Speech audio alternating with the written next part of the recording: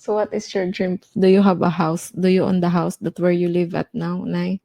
Meron naman po kaming Sarili niyo po mismo? hindi po, hindi naman Rent lang? ay sa amin po yung bahay kaya lang yung lupa po Ah, ano direct po. lang kayo doon. Opo. She said that they have their own house, but the lot that where they built their house, it's not, they don't own that. So there's a possible like 2 years or 3 years from now or 5 years, they gonna demolish that place. Opo, pwede po.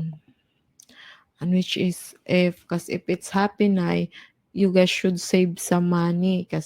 And did you build a big house or small one that where you can fit?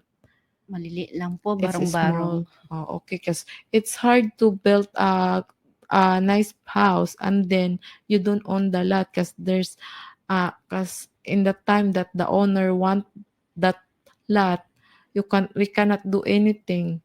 They will they will they will demolish your house, even how nice is it or how big is it, and they won't give you your money back din, di ba, Nay?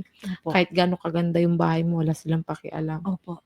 Kung Yeah. paalisin ka po doon, wala kang We don't magagawa. have choice. We Opo. need to move out because we don't own that